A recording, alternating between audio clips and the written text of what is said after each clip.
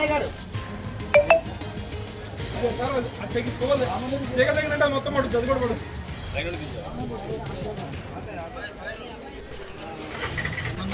Building కట్టేటప్పుడు నేను పురం ప్రదీప్ అన్న మేము గొడవ చేస్తాం.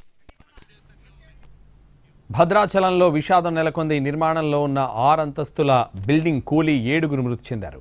అక్కడికి చేరుకున్న అధికారులు సహాయక చర్యలు చేపట్టారు. నిబంధనలకు విరుద్ధంగా ఈ భవనం నిర్మించినట్టు తెలుస్తోంది. ప్రమాదం జరిగిన వెంటనే ఇంటి యజమాని శ్రీనివాసరావు పరారయ్యాడు. కాదండి మరి ఇప్పుడు మాన్యువల్